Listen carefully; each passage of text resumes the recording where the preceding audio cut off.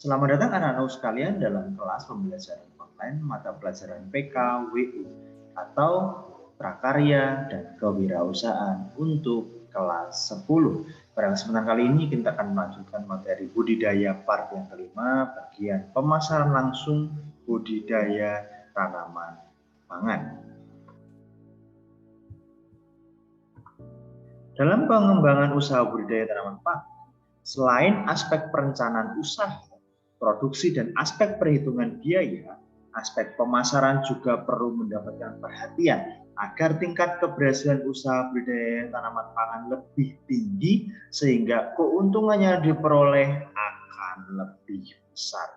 Jadi dalam usaha atau produksi ataupun pemasaran yang namanya kewirausahaan, yang menjadi ujung tombak adalah bidang pemasaran atau marketing. Bagaimana seorang mampu memasarkan produknya dengan baik sehingga orang tertarik dan ingin membeli produk tersebut. Oleh karena itu pemasaran haruslah diusahakan sebaik mungkin sehingga dan memakai teknik-teknik yang mungkin sudah bervariatif, yang sudah kekinian, sehingga banyak orang mampu melihat, mampu mengetahui tentang produk tersebut sehingga ada keinginan untuk membeli. Proses akhir dari suatu rangkaian perencanaan usaha adalah pemasaran. Jadi, dalam suatu perencanaan usaha, dalam produk atau membuat suatu usaha, tahap akhir adalah pemasaran. Saat kamu sudah menciptakan suatu produk atau karya, saat kamu akan masuk dalam penjualan dibutuhkan suatu pemasaran. Oleh karena itu, harus ada pemasaran yang baik.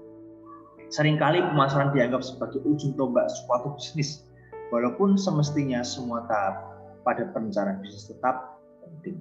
Walaupun pemasaran adalah ujung tombak, namun setiap lini, setiap proses dalam perencanaan bisnis tetaplah sangat penting. Oleh karena itu komunikasi pemasaran itu sangat penting sekali.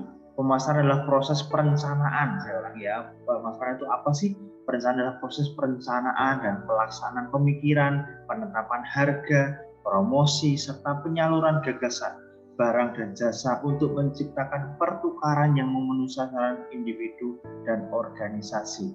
Ya, jadi saat kamu memasarkan, kamu itu ada proses perencanaan, pelaksanaan pemikiran, penetapan harga, karena akan ada negosiasi, kemudian ada promosi, kamu menjabarkan tentang produk kalian, penyaluran gagasan bahwa menunjukkan bahwa produk ini yang terbaik, produk ini ada keunggulan yang bisa dimaksimalkan, kemudian bisa menciptakan pertukaran pemenuhan satu individu. Misalnya market membutuhkan barang A, kita menciptakan barang A sehingga ada sinkronisasi kebutuhan, pemenuhan kebutuhan dalam pemasaran. Banyak strategi pemasaran yang bisa digunakan untuk memasarkan produk budidaya tanaman pangan. Pada tahap awal, pemilihan pemasaran secara langsung disarankan karena masih terbatasnya jangkauan pasar yang ada. Kedepannya bisa dikembangkan sistem pemasaran lainnya. Jadi mungkin yang sistem teknik pemasaran atau strategi pemasaran yang pertama kali bisa digunakan adalah pemasaran secara langsung. Sistem pemasaran langsung ialah sistem pemasaran tanpa menggunakan perantara. Jadi kita langsung memasarkan produk itu sendiri. Jadi tidak memakai media sosial, atau bisa saja memakai media sosial langsung ke pasar langsung. Jadi orang bisa langsung mengetahui produk kita. Penjualan langsung juga terbagi menjadi beberapa jenis, misalnya penjualan dengan punya toko sendiri atau sistem penjajahan langsung pada konsumen. Misal kita buka toko, kita buka store di rumah, atau menyewa ruko atau menyewa tempat untuk memasarkan barang dagangan kita, atau kita langsung terjun ke lapangan, langsung terjun ke pasar, ke toko-toko yang ada, ke orang-orang yang ada untuk menawarkan produk. Ini saya punya produk tertentu, dengan menjelaskan keunggulannya, menjelaskan harganya, dan menawarkan kira-kira bisa dibeli atau tidak. Jadi langsung ke marketnya.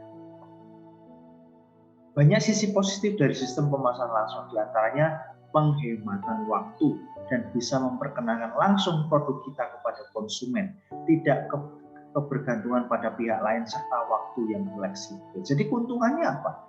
Pasti biaya yang lebih hemat, waktu yang lebih hemat. Bahkan kita bisa langsung terjun ke lapangan, walaupun memang kita membutuhkan effort yang lebih, kekuatan yang lebih, tenaga yang lebih, karena kita tidak melibatkan orang lain, vendor lain untuk memasarkan produk kita. Kita langsung terjun ke lapangan untuk memasarkan produk tersebut. Berbicara mengenai pasar, sebaiknya dengan mempertimbangkan jarak antara sentra produksi dengan pasar atau konsumen tujuan. Pertimbangan ini didasarkan pada sifat dari produk budidaya tanaman pangan yang secara umum bukan merupakan komoditas yang tahan lama. Karena sifat inilah, pasar relatif tidak boleh terlalu jauh dengan sentral produksi. Kalaupun terpaksa memperoleh pasar yang jauh, harus diimbangi dengan lancar transportasinya dan sistem pengemasan yang aman. Dengan demikian, pemilihan sistem pengemasan langsung lebih tepat untuk produk budidaya tanaman pangan. Maksud di sini apa? Jadi, tempat produksi suatu budidaya tanaman pangan dengan pasar atau market itu sendiri sebaiknya jaraknya tidak boleh terlalu jauh. Karena apa? Pasti membutuhkan biaya yang terlalu jauh, membutuhkan biaya yang lebih besar. Jadi bisa mempertimbangkan biaya yang lebih sedikit karena jarak yang lebih sedikit pendek. Kemudian juga karena budidaya tanaman pangan adalah makanan yang bisa cepat busuk. Oleh karena itu tidak boleh dalam jangka waktu yang panjang. Harus segera dalam 1 hari maksimal bisa dipasarkan kepada market itu sendiri. Kalaupun memang harus jauh, harus mempertimbangkan kelancaran transportasi yang ada dan pengemasan yang aman sehingga produk itu tidak cepat basi atau busuk. Ya, jadi oleh karena itu pemasaran secara langsung sangat lebih efektif untuk budidaya tanaman pangan. Media promosi. Media yang bisa digunakan untuk memasarkan produksi tentu disesuaikan dengan kapasitas produksi yang sudah dibuat. Yang pertama, dimulai dengan yang kecil. Kenalkan lidah buaya kepada teman-teman dekat, teman sekolah, tetangga di komplek, atau teman bermain. Berilah sedikit tes produk agar mereka bisa mencicipi produk buah buatan Anda supaya mereka tertarik membeli. Jadi tahap pertama, kita memperkenalkan produk kita kepada teman-teman kita. Kita punya tester, ya, tester makanan untuk teman-teman kita atau produk sayuran yang bisa kita pasarkan kepada teman sekitar kita. Dan mereka memperoleh tanggapan, oh ini udah bagus, oh ini sudah layak, sudah bagus, atau ada kekurangan, oh ini sebaiknya tanamannya lebih baik lagi ya, jangan terlalu seperti ini ya, terlalu asin dan sebagainya. Oleh karena itu perlulah adanya tahap tester kepada teman-teman sekitar kita dulu. Bila produk mulai bisa diterima dan banyak penggemar, mulailah menambah pasar baru dengan menitipkannya di warung, di toko, atau di kantin sekolah. Kalau tadi kita memasarkan di teman-teman dekat kita dulu, kalau peminatnya sudah semakin banyak, kita mulai berani memasarkan ke warung, toko, bahkan kantin sekolah, ataupun lingkungan yang lebih luas. Yang C, memanfaatkan teknologi internet atau social network seperti Facebook, Twitter, Instagram, bahkan WA, sarana penjualan yang lain. Perbanyaklah teman dan followers untuk memperluas pemasaran. Bisa juga dengan membuat blog gratis atau website yang dengan relatif terjangkau harganya. Bisa juga menggunakan internet, media sosial yang kita punya. Kita bisa saling memasarkan dengan produk yang sudah kita punya sehingga orang bisa melihat produk kita dan tertarik. Yang D, gunakan penjualan yang kreatif yang hanya sedikit orang menjalannya. Sebagai contoh, bisa memanfaatkan munculnya fenomena pasar kaget. Ya, di hampir setiap kota dan desa juga saat ada momen Car Free Day atau pada kesempatan lainnya. Jadi saat ada momen tertentu, ada kegiatan tertentu, pasar kaget atau apapun itu, kita bisa masuk ke tempat tersebut sehingga kita bisa memasarkan produk-produk kita. Contoh di mall ada festival, ada tempat-tempat waktu-waktu tertentu bisa masuk kita sambil memasarkan produk, kita masuk tersebut supaya produk kita dikenal oleh banyak orang. Ya, medianya bisa internet, bisa televisi, bisa melalui radio, sekarang bisa juga melalui radio, bisa melalui koran, majalah, dan sebagainya. Bagaimana kreatifnya kita untuk memasarkan. Hasil kegiatan usaha budidaya tanaman pangan. Berbagai jenis budidaya tanaman pangan sudah dijelaskan. Diharapkan sudah mendapat gambaran yang baik tentang wirausaha produk. Jadi berbagai macam produk atau jenis tanaman pangan sudah dijelaskan, tekniknya sudah dijelaskan. Kiranya kalian semua mendapat gambaran yang baik tentang wirausaha produk ini, sehingga kalian punya motivasi untuk belajar berusaha. Setelah dipilih produk yang akan dijadikan pilihan wirausaha, kemudian dibuat perencanaan bisnisnya, sistem pengolahannya dipilih, serta perhitungan biaya yang dibutuhkan, termasuk penentuan harga pokok produksi atau HPP dan harga jual. Jadi harga produksinya berapa, harga pokok penjualannya berapa, kemudian harga jualnya kira-kira berapa. Kalian sudah bisa mempertimbangkan. Persiapan wirausaha adalah hal penting untuk dilakukan agar semua terencana dengan baik. Setelah semua sudah disiapkan, jangan pernah ditunda untuk segera dimulai. Hal besar itu dimulai dari hal yang kecil dan dimulai saat ini juga.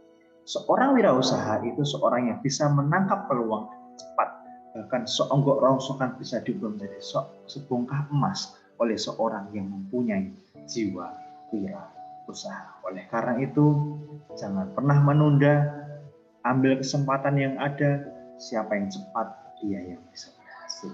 Jadi, miliki motivasi yang baik, jangan pernah menyerah. Seorang karyawan membangun karirnya dari nol sampai puncak karir, tetapi dia tetap tidak bisa mewariskan posisinya tersebut pada keluarganya. Namun, seorang wirausahawan, walaupun hanya punya warung saja, dia adalah orang yang hebat karena sudah mampu memberikan warisan yang berharga untuk keluarganya. Itulah bedanya seorang karyawan dan wirausahawan.